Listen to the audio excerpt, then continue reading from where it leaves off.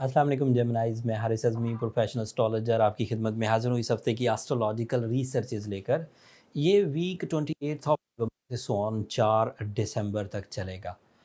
पूरा week planetary position ideally perform करेगी आपके लिए। सेवन्थ एंगल बहुत स्ट्रॉन्ग है, सूरज आपके 7वें घर में है, सेवन्थ एंगल पर ही आपके लिए मरकरी है, और इन दोनों की मिक्सचिंग आपके लिए रोमानवी अचीवमेंट्स की, रिलेशनशिप डेवलपमेंट्स की, पार्टनरशिप बिजनेसेस की, source of income stability, leadership quality, responsibility, एहसासात, emotional booster, physical stamina, genius skills, explanations, documentations, educational activities, इन सब की वजह बन रही है। और भी बहुत कुछ है इसमें।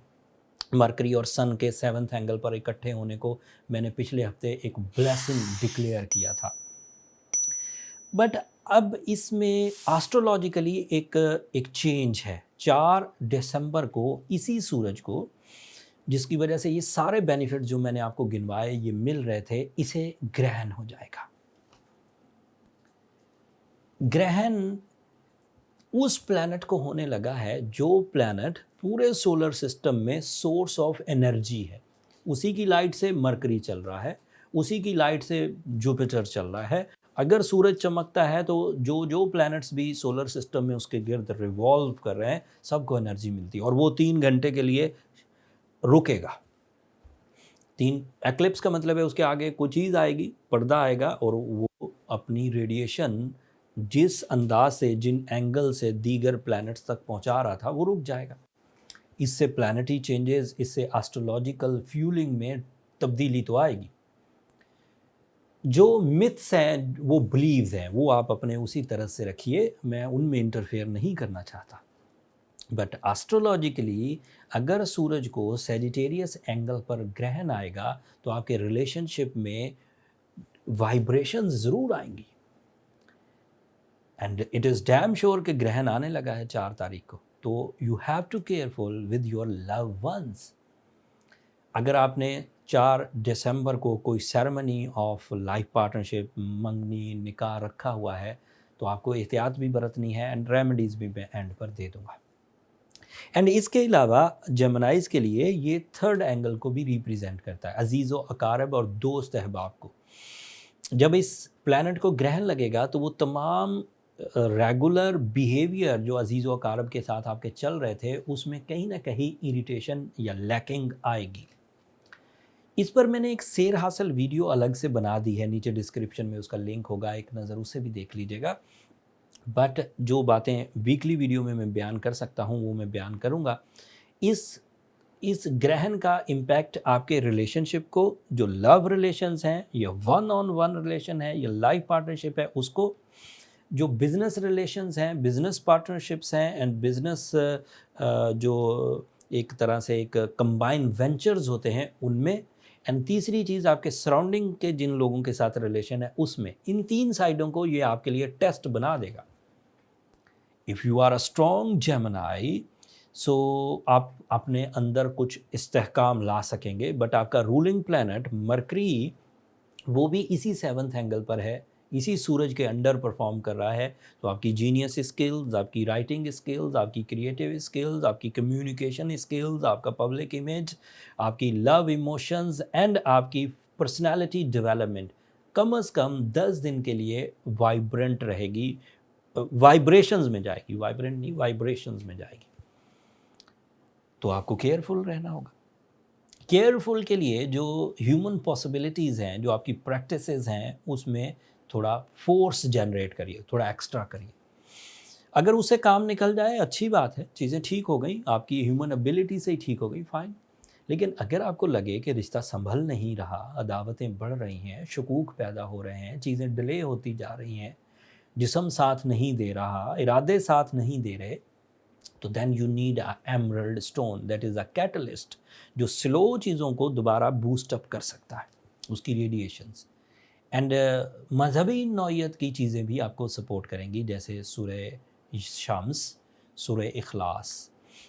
सूरह इखलास एज़ यू नो एक ऐसा ज़िक्र है जो रब की रबूबियत बयान करने के लिए है, और वो इस तरह के इवेंट्स जो सोलर इवेंट्स हैं मज़हबी नौइयत के, क्योंकि ये पाकिस्तान में ग्रहण नज़र आएगा नहीं, इसलिए वो जो नमाज आयत जिसे हम नमाज खसूफ कहते हैं, वो तो बहरहाल हमने पिछली 19 तारीख वाली वीडियो में डिस्कस कर ली थी कि जिन इलाकों में सूरज ग्रहण नज़र नहीं आता उधर वो पढ़ने की ज़रूरत नहीं होती। उसके बाद भी बहुत सारे उलमा ने मेरे इस रिसर्च पर कमेंट्स दिए और उन्होंने मेरी इस रिसर्च को अप्रिशिएट किया, तो दैट मीन्स वो बात रिकमेंडेड हो गई कि जिन इलाकों में नज़र नहीं आता उन इलाकों में नमाज कसूफ पढ़ने की ज़रूरत नहीं है। बट अल्लाह का ज़िक्र करना या जो एस्ट्रोलॉजिकल इम्पैक्ट्स हैं वो तो बहरहाल आएंगे, और उनको ओवरकम करने के लिए जिमोलॉजिकल मेथड ऑफ ट्रीटमेंट आपको एमरल्ड पहनना चाहिए, and spiritual method of treatment के एतबार से आपको सूरह इखलास एंड सूरह शम्स पढ़नी चाहिए, तो इससे बेनिफिट्स मिलेंगे। अगर इससे कवर हो जाए फ़ाइन, अच्छी बात है, चीज़ें ठीक हो गई। बट अगर फिर भी कंप्लेन सस्टेन करें तो फिर आपको एडवांस अपने पर्सनल कैलकुलेशंस की तरफ जाना चाहिए, ताकि फाइंड आउट हो सके कि क्यों इतनी सेंसिटिविटी क्रिएट हो रही है, जबकि चीज़ें रिकवर हो सकती थी। फिर उस सेंसिटिविटी को डीपली डायग्नोस किया जा सकता है by your date of birth, by your time of birth, by your place of birth, and that is your birth chart calculation. उसके लिए नंबर नीचे चलते रहते हैं, आप इन पर रब्ता करके अपने लिए टाइम ले सकते हैं। कतई नज़र सूरज ग्रहण के अब जो दीगर प्लैनेट्स हैं उनके बारे में थोड़ा थोड़ा जिक्र कर देता हूँ। आपके लिए वीनस जो है वो 8th एंगल पर है। सूरज इसको बहुत अच्छे अंदाज से रिप्लेस कर रहा था। 8वें घर में वीनस का होना लव लाइफ को कमज़ोर करता है। सूरज 7th एंगल पर आया था, वो इस लव लाइफ को बढ़ा रहा था, चीज़ें ठीक चल रही थी, लेकिन अब सूरज ग्रहण हो जाएगा तो वीनस भी नेगेटिव हालत में, सूरज भी नेगेटिव हालत में, एंड मरकरी उसी के अंडर चल रहा है, सूरज के अंडर ही, वो भी नेगेटिव हालत में। तो आपको लव लाइफ में बड़ी एहतियात बरतना होगी जेमिनाइज, and this is my professional statement. ये किताबी बातें नहीं हैं, मैं इन इवेंट्स को अपनी लाइफ में, अपने प्रोफेशनल करियर में पहले भी रीड कर चुका हूँ, और इसकी वजह से मैंने कई रिश्तों को उलझते हुए देखा है। चेंज आए कि चीज़ें बाद में ठीक हो जाती हैं थोड़ी मेहनत के बाद, लेकिन फिर भी जिस चीज़ का पता था उस चीज़ को क्यों ना संभाला जाए। जब मुझे पता है कि आगे ख़तरा है, जब मुझे पता है आगे प्रॉब्लम हो सकती है, तो उसे अभी से संभालना है, अक्लमंदी होगी।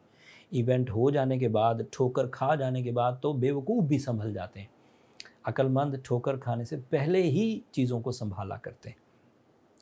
जुपिटर आपके लिए 9th एंगल पर है, that is excellent for Gemini students, that is excellent for creative जेमिनाइज, that is excellent for the जो लर्निंग एंड टीचिंग, जो लॉ या जो सर्जरी या डॉक्टरेट वाले चीज़ों से रिलेटेड हैं, वो बहुत अच्छे फॉर्म में जा रहे हैं। जुपिटर बहरहाल दिसंबर के एंड पर अपने नए एंगल पर चला जाएगा, लेकिन फ़िलहाल वो पूरी आबोताब से आपको फ़ायदा दे रहा है। एंड इसी 9th एंगल पर सैटर्न भी मौजूद है, जो आपके लिए गैर मामूली कामयाबियों के लिए, डिसिप्लिन के लिए, जजमेंटल एबिलिटीज़ के लिए, एहसास के लिए फ़ायदा दे रहा है। तो ये 3 चीज़ें आपके लिए पॉजिटिव हैं, that is Jupiter, Saturn, and बस 2 चीज़ें आपके लिए अच्छी हैं। इन 2 चीज़ों से आप अपने, मार्स भी अच्छा है आपके लिए, Mars in your 6th angle, yes that is positive angle, और इसके लिए आपको जिस्मानी कुव्वत बहरहाल मिलेगी। तो 3 चीज़ें अच्छी हैं, 4 चीज़ें कमज़ोर हैं। 4 चीज़ों की कमज़ोरी थोड़ी ट्रबल दे सकती है। नया चाँद भी, सॉरी मैं फिर मिस कर जाता, नया चाँद भी 4 ही तारीख को उसी 7th एंगल पर होना है जिस एंगल पर सूरज को ग्रहण लगना है। तो ये भी एक अच्छी खबर नहीं है, सॉरी टू से, बट आपको अपने जज्बाती कैफियत का खूब ध्यान रखना होगा।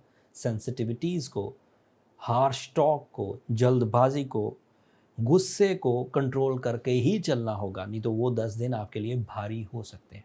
That's all from my side जेमिनाइज, hopefully आपको ये बातें अच्छी लगी होंगी। अगले हफ्ते की वीडियो में मरकरी आपका रूलिंग प्लैनेट नेक्स्ट एंगल पर चला जाएगा, वो सूरज के यहाँ से निकल जाएगा, 7th एंगल से 8th एंगल में जाएगा। वहाँ पर उसके क्या बेनिफिट्स होंगे या क्या लॉसेस होंगे, वो तफसील अगली वीडियो में बयान करूँगा। तब तक के लिए मुझे इजाज़त दीजिए। अगर बर वक्त आपको मेरी ये रिसर्चेज़ पहुंचाना और ये इवेंट्स आपको समझाना अच्छे लगते हों, तो अपनी दुआओं में हमें ज़रूर याद रखा करें। जेमिनाइज़, मैं हमेशा ही कहता हूँ, आपकी दुआएं न सिर्फ मेरे लिए इस दुनिया का बल्कि आखिरत का सबसे कीमती सरमाया है। चैनल को भी ज़रूर सब्सक्राइब कर लीजिएगा, आपकी सब्सक्रिप्शन हमारी हौसला अफजाई की वजह बनती है। अगले हफ्ते तक के लिए अल्लाह ने के बाद।